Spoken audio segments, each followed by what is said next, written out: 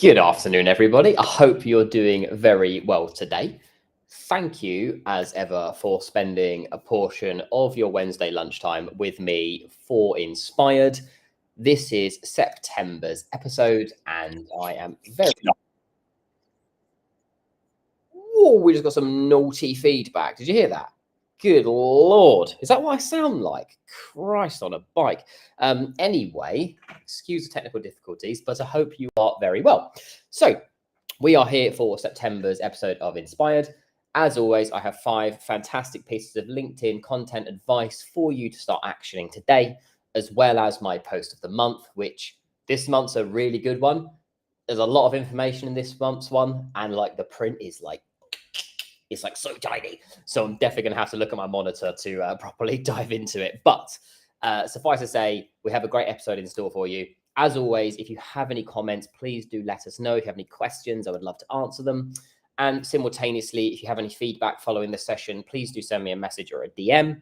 I'll also share the posts that I featured on Inspired for you guys, so you can see them, you can check them out, you can follow the creators, all of that fantastic stuff.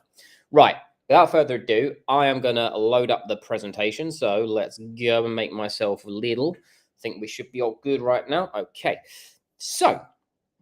Oh, by the way, camera again. Look at all this. Look at all this space. Thank you, Millie, for setting up the camera. Most appreciated. And without further ado, let's jump into this one. So, our first post today is from a new creator to Inspired, not a new creator on LinkedIn, but certainly to Inspired. And that is Harrison Cantel. He posts very frequently about video and how to enhance video and enhance your video performance and ultimately become, better on camera, be more comfortable being on camera, all of those kind of things. And actually, I've got a couple of video focused posts in this month's Inspired. So this is a great way to kick it off. And the reason I'm sharing this with you is because I've been following him for a while and looking at kind of tutorials and tips and programs and softwares that you guys can start using to make better video content. And Harrison has recommended CapCut. I've had a look at it and it's really good, especially the fact that it's free. So if you're looking at kind of like starting to inject more video content onto your LinkedIn or your other social media platforms, it doesn't necessarily have to just be LinkedIn, but it has multiple features that are very kind of beneficial for creating video content on LinkedIn. The first is that it has an auto subtitle feature. As we know, AI is able to do subtitles now, which is really helpful. It saves us having to deal with all of those like freaking like SRT files and the worst stuff. But having those subtitles naturally makes your content more accessible to all audiences. So it's not just those who are maybe hard of hearing, but also the lion's share of people who watch videos on mobile and watch them with the sound off. It also has a really nice feature, which is like this kind of zoom and keyframe feature. So if you're doing like a screen recording and you want to like showcase how to do a specific thing or like a certain button that your user needs to press or any kind of command and instruction, you can like use that very effective zoom and like hang on that thing to kind of exaggerate it. As we also know as well, videos that are like multi-camera, this one obviously is single camera, but if you had multi-camera, and you have those kind of like dramatic zooms or those that move to like close-up shots or that kind of stuff, naturally makes the content more engaging, adds more layers, more definition to what you're showing your audience. And there's loads of other stuff on CapCut as well. There's lots of like crazy text effects. There's like animations. There's like light halos and highlighting for you. You can play around with kind of hue and saturation. There's like a ton of features on there. That you can fundamentally use as much as you want, right? If you want to make something that's more refined and professional, you would obviously limit those features. If you wanted to make a great promo video and you really wanted to exaggerate what you're offering with like punchy, large font and big captions and bold colors and things like that, you can do that as well. And it has the kind of like the programming power and the tools and the functionality of a software that naturally you would have to pay for, but it's free. And the stuff is not all hidden behind paywalls. It's not like there's a freemium version and all that kind of stuff. It's very much worth trying. If you're looking to make better videos and edit your videos to a higher standard or a more professional standard, it's highly worth checking out. So I want to share this because Harrison basically told me about it. I'd not heard of it before, or I certainly don't believe I had. Checked it out, was very impressed. So passing it on to you. Naturally, thank you to Harrison for passing it on to me. Okay, our second post this month is also from a debutant on inSPIRED. Again, not a debutant on LinkedIn. This guy is massive on LinkedIn. It's Ryan Musselman. If you don't follow Ryan, he posts a lot about content, obviously, but particularly crafting content for lead gen. Now, we spend a lot of time on inSPIRED and on LinkedIn talking about brand, talking about your personal brand, talking about your positioning, that kind of stuff. We don't talk so much about lead generation. We do talk about it, but not to the same degree. I wanted to share this because I feel like writing a quality hook is something that is obviously important to you guys. It's a kind of pivotal method for turning your content from interest into action. It's a necessary part of copy and content craft. And I really like this strategy from Ryan. He says that his new favorite hook strategy is as follows. Go onto Google or roam around YouTube, essentially the world's biggest search engines.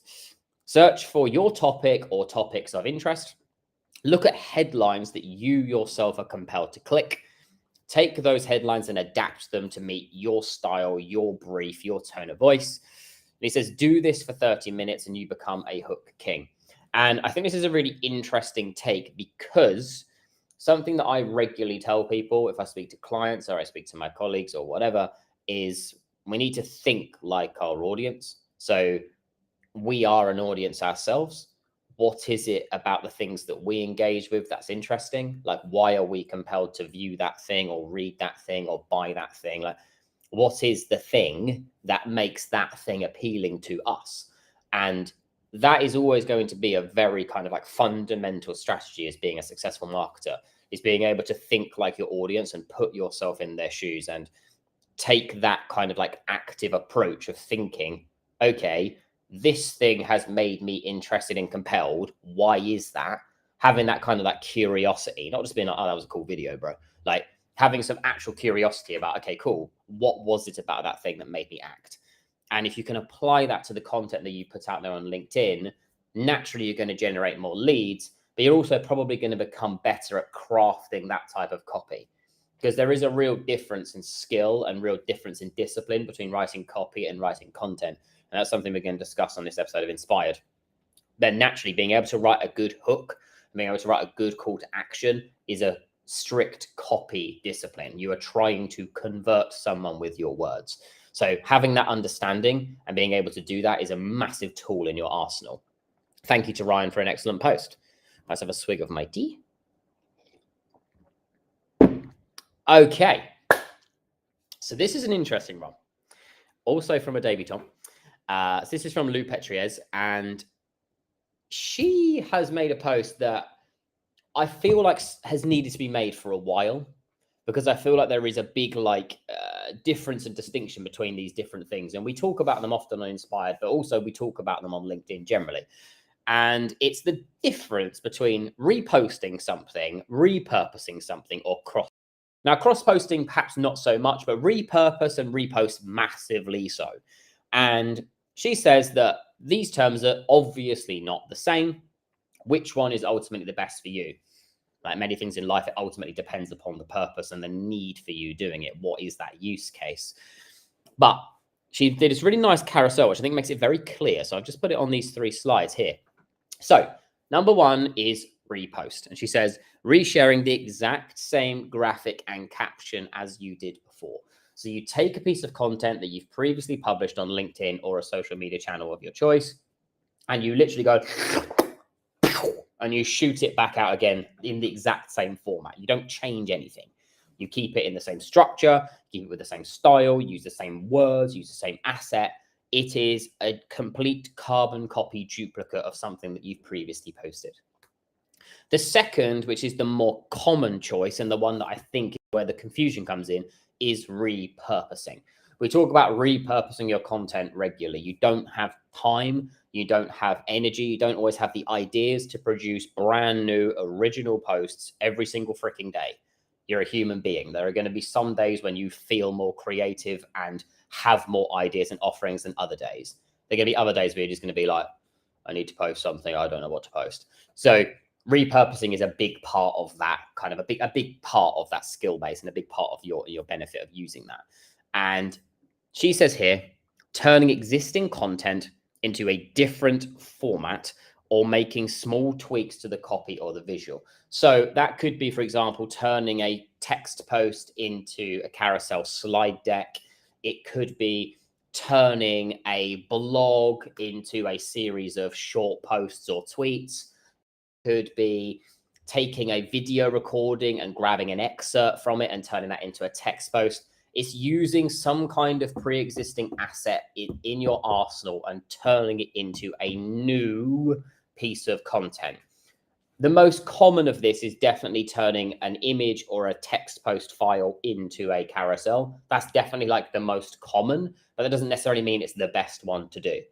Obviously, carousel posts are good because you can generate more engagement through increased click rate, but doesn't necessarily mean the content's better than something that's not the carousel. So have a play with your style, whatever you feel, and ultimately go back through the archives of the posts that you've produced, see which ones performed well, what generated the most engagement, the most reactions, and then think about how can I update these or how can I shift these and change the stance of these slightly to make a quote unquote more original piece of content. That is repurposing, and I think that's probably the best one. And then lastly is cross-posting, which is posting the same content across different channels in order to reach a broader audience. Now, most of the time, I would say this is a pretty terrible strategy because you shouldn't be posting the same stuff on different social media channels generally, because most of the time, it's not a hard and fast rule, but like most of the time, someone who follows you on LinkedIn will also follow you on Instagram, and they'll also follow you on TikTok, and they'll also follow you on Facebook if they're 300 years old. So they don't want to see the same stuff, all right? They don't care. Like if they see it once, they've seen it 100 times. So posting exact same stuff across multiple channels generally is not a very effective marketing strategy. You should have a multi-channel approach where you produce either original content per channel, or if that's not feasible, you at least make an adaptation or a variant to meet the brief of that channel. And I think that's probably the best way of using the cross-post feature. If you create a text-based post for LinkedIn, you want to turn that into maybe a slide deck for Instagram. And you want to turn that maybe into some kind of captioned video for TikTok. You're using the fundamental piece of information. That's not changing. You're not adapting the content in terms of its actual context, but the way that it's being distributed is being changed. So I would approach cross-posting with caution. I certainly don't think it's something to do for every piece of content, because otherwise you're just going to be a boring bugger across every platform. But in certain circumstances, for certain materials, for certain subject matter, it's a good thing to do. And as long as you lean into the style and the expectations of those different social platforms, you'll be able to engage more audiences. Okay. Now, our fourth post is another one about video. I said there'd be a couple about video, and it's from Alex B. Sheridan, who, if you've been following for the past couple of years, you'll know I've featured him several times. For me, I think Alex is probably the most consistent video creator on LinkedIn, certainly like in my radius. In terms of the videos that he puts out, the teachings that are in them, the humor that's in them, the prowess of the editing. I mean, some of the editing in these videos, like you're talking like a 30 or 40-second video, it's got days worth of editing work in it. It's really like he's really a great video creator. So go and follow Alex, even if it's purely just on that guise of like, I want to watch his stuff, because honestly, the stuff is really, really good. But the reason this post like resonated with me so deep is because it's so true, man. Like it's literally true for me. It's true for us at Finally. It's true for fundamentally everybody, which is, hey man, we made that webinar, didn't we? Oh yeah, what about that? What about that? What about that event we went to? Or what about that training video we did, or that tutorial we did, or that little behind the scenes edit we did? I know, let's just put it on YouTube. Just put it on YouTube. Put it on YouTube. Well, I'm doing it right now. I'm literally putting this episode of Inspired on LinkedIn and YouTube simultaneously. I'm literally doing the thing that I'm telling people not to do myself, right? Hands up. This is a problem, right? Because we look at YouTube in the wrong way. We look at it as this kind of like video graveyard, this like dumping ground for like all the video content that we produce as a person, as a brand, as a company, whatever. The trouble is, who on God's earth is actually going to watch it? Like realistically, who is going to watch it on YouTube? Probably nobody, or like the smallest minority might watch it. But you've done absolutely none of the work that makes something successful on YouTube. You've not produced a custom thumbnail. You've not come up with a title that's relevant for a YouTube audience. You've not done a description. You've not done timestamps. You've not done CTAs. You've not made a playlist. All of those kind of things. Even if you have that stuff pre-existing on your YouTube channel, just throwing something on YouTube doesn't mean that it's going to like meet all of that criteria in its current form. You can put it on YouTube, but then you've got to kind of go back onto it and actually do some editing. You've got to do some adjustment. It's not just a case of what I'm doing right now, which is recording and it gets uploaded to YouTube. And we don't do this because it takes time, because it does. It takes loads of time. Video is the most time-consuming piece of content you can produce. And YouTube typically has longer form video, ergo, more time, more work, more effort. No, thank you, love. So when you're using YouTube, if you're trying to use YouTube as a fundamental tool for your business, I, as an individual creator, don't. I love YouTube. I'm on it all the damn time, but I don't use it seriously in my own right. I've got videos in the pipeline. They will come out eventually, I promise. But you do kind of have to give people a fundamental reason to want to go onto your YouTube channel and to watch that content.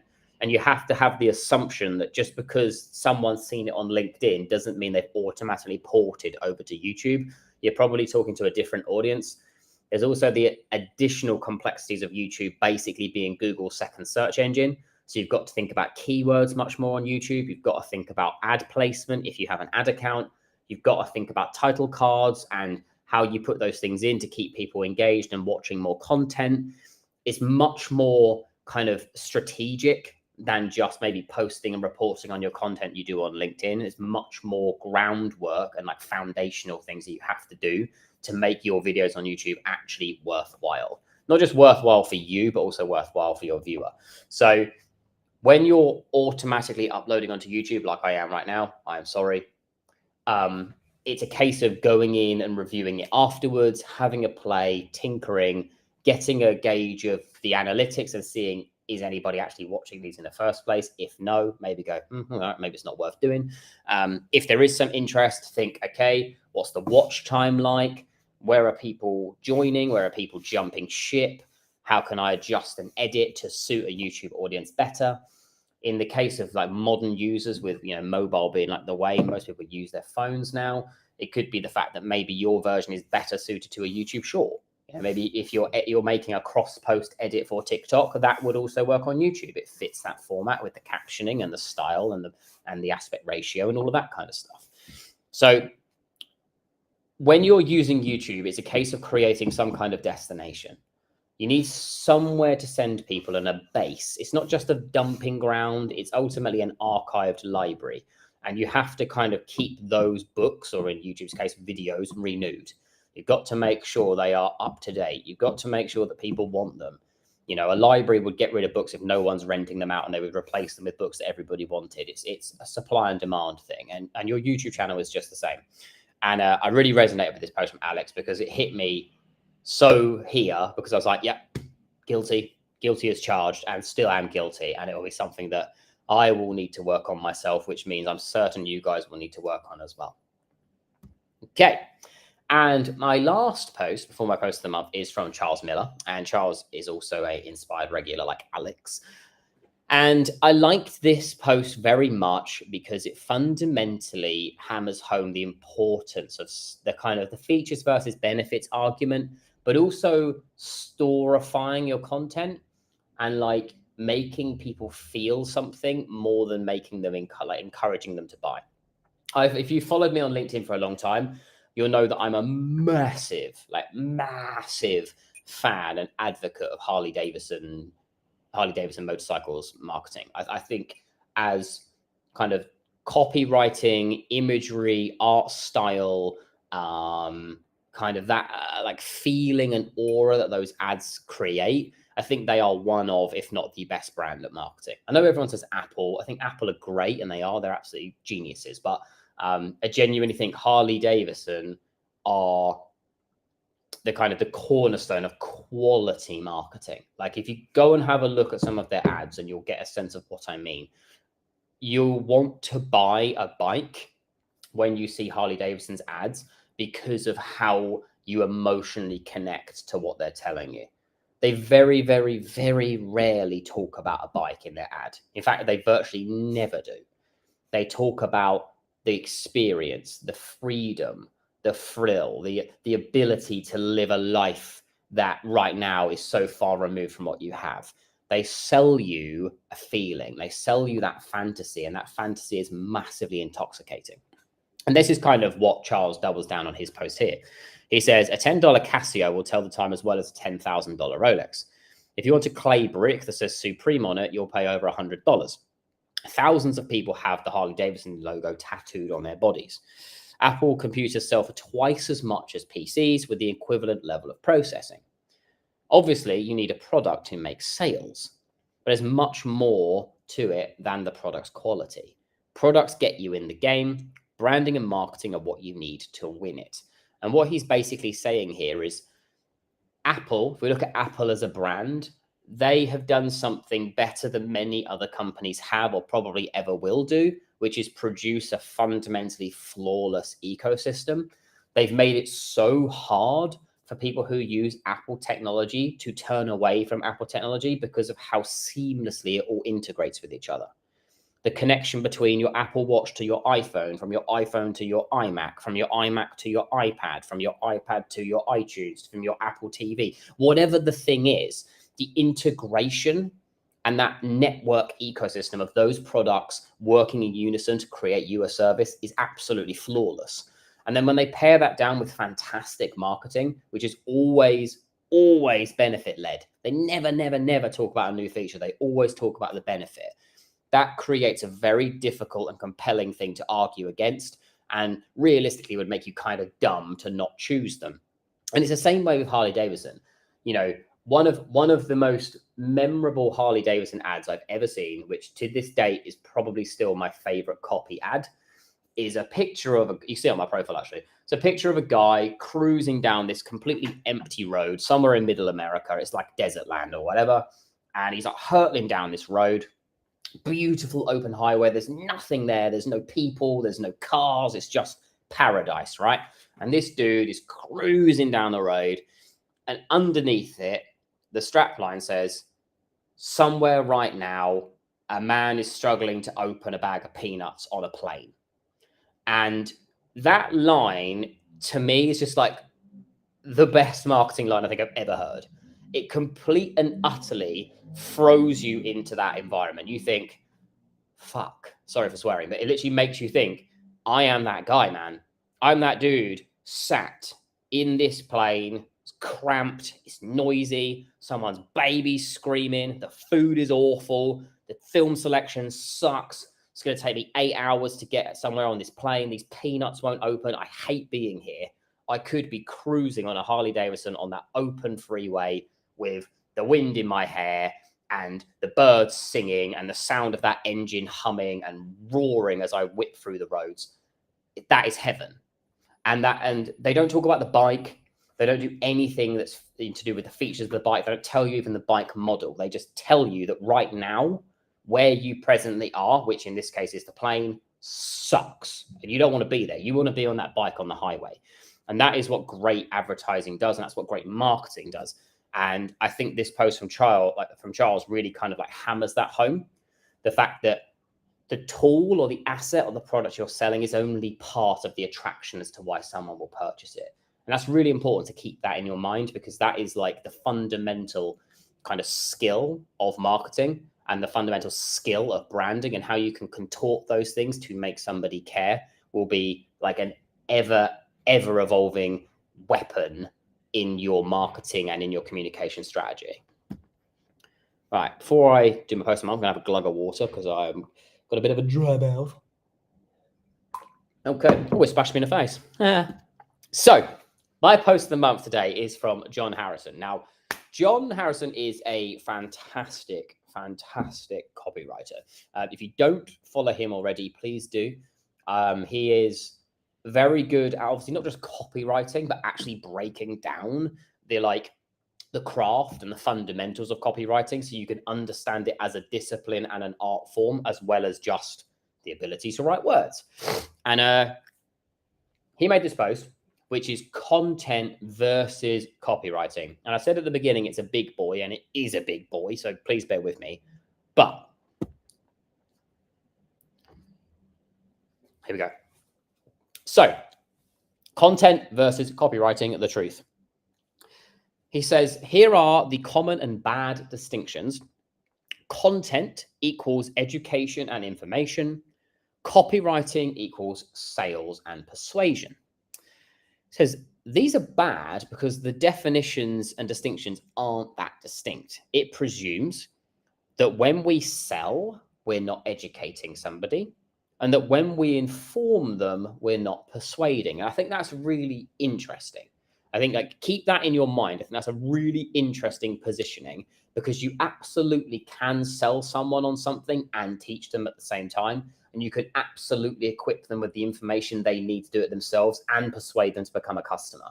The blend of those two disciplines is absolutely achievable. And then he says about using a landing page. He says, take a landing page, a copywriter's domain, because a landing page's job is to convert a customer. It is to get customer to a destination and get them to do something for you, normally in exchange for their data. He says, now, when I write one, I'm educating the reader on the promised results, how the company makes it happen, why they should trust the company, and how to start the transformation. So is a landing page not heavily educational? Then he says, you can't even say content is top of the funnel and copywriting is bottom of the funnel. And what he means then is essentially the brand awareness level is the content, like getting someone interested. That is up here. And then as they come down here to the bottom of the funnel, that's when they're ready to convert. That's when they're like, yeah, man, I am sold. Let's get this party started. He says, LinkedIn is my top of the funnel, yet I've written 302 posts. Are these all content? Are these all copywriting, or are they a split? Even in a single post, I will hook you with an educational how-to. I'll try to keep you reading. I'll finish with an informative summary, and I'll give you a PS that you can't ignore. So, is a LinkedIn post content or copywriting? Then he says, maybe we should ditch distinctions entirely and just call it all writing. They'll, well, no, because the names are shortcuts for outsiders to quickly understand. He says, who to hire for the particular job, be that a content creator or a copywriter, how much to pay them, what are the expected results from their discipline. And then we need the shortcuts to save time and energy. So that's authors who write books, novelists write novels, content writers write articles, copywriters write sales pages. And then he's got some other ones here. Content designers use user-focused content, playwrights nailed it, etc. So for outsiders, I think it might actually be true of this. Content equals education and information. Copywriting equals sales and persuasion. But if you're an insider, you need to be more nuanced. And I think this is the kicker. I think depending upon who you're talking to and what kind of piece that you're crafting and who you're crafting it for will have a kind of distinct difference between what the expectation is from you. So he says here, these are the true differences. The biggest differences are between skilled and unskilled wielders of our shared tool. Bad copywriting is pushy. Bad content is dull. When it's bad, the differences are stark, and we should forgive outsiders for thinking that pushy equals persuasive and that dull equals informative. But good copywriters and good content writers are accomplished at educating, selling, informing, and persuading. They can do all of them. And this is what you want to become. You want to become someone who can do all of it. So you can teach someone how to do something, but still make them want to buy your thing. Or you can give them the tools that they need in order to do it themselves, but they still want to come to you to learn more. And he says, here are the good copywriter. So he's given an example of a copywriter here. He says, at the heart of what they both create is the reader, what they care about, where they came from, where they might go next. Good copywriters and good content writers know when to flex which muscle. He says, here are the muscles. Content equals message. Copywriting equals momentum. And he says, the best analogy I can think of for this is a film. Copywriting is the trailer, the exposition, the twists, the pace, the climax. Content is the characters, the dialogue, the plot, the scenes, and the detail. A good film has it all. So does good copy, content, strike, writing. And I think this is, for me, one of like the best and most comprehensive studies of content and copywriting as disciplines. I appreciate it's a lot of information. I did pre-warn, but I think this post really like gets super granular on those differences and really kind of picks them apart so that someone who doesn't know can have a real deft understanding of what they're expecting from the person that's writing for them. Be that yourself, be that your company, be that a client, whatever. And I think having this is such a useful guide. And even myself, as someone who knows this stuff, I still actually look at this post now and think, yes, cool. What I'm doing is copywriting. Yes, what I'm doing is content, whatever.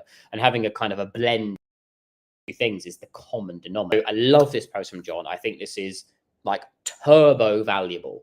There's an awful lot of teaching on LinkedIn, which is useless. This is not. This is an incredibly valuable, helpful guide, which categorizes and like atomizes different parts of two very different crafts and shows how they work together to create a nuanced writing balance. It's a brilliant, brilliant piece of content, or copywriting, you choose. So here are September's lovely creators. As I mentioned, I will be sharing the posts on my profile, so you can check them out. You can give them a follow. You can go and like the post. You can talk to these guys, put a comment, let them know where you came from. Great people, great content creators. Please do give them a follow.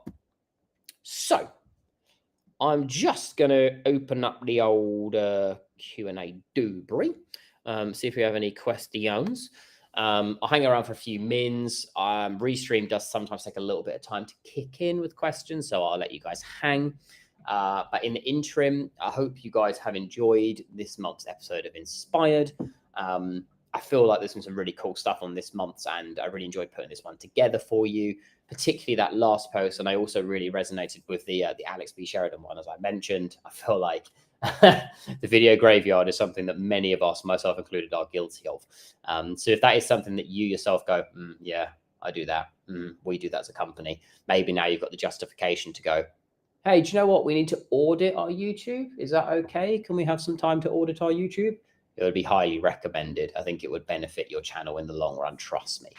But yes, that is pretty much it for September's episode. We will be back for October, which will be very close to Halloween, won't it? Because it'll be the last Wednesday. So maybe try and, I don't know, ghosty ghouly version, maybe, possibly. I feel like I have to get some actual like Halloween relevant posts, though. I don't just want to sit here looking like a pumpkin. Anyway, we'll cross that bridge when we come to it. But for now, thank you ever so much for joining me as ever. I really do appreciate it. I hope you guys have a fantastic rest of your Wednesday and rest of your week. The sun is shining. Long may it continue. But for now, I'm going to let you go. Have a beautiful one, and I'll catch you on the next one. See you later.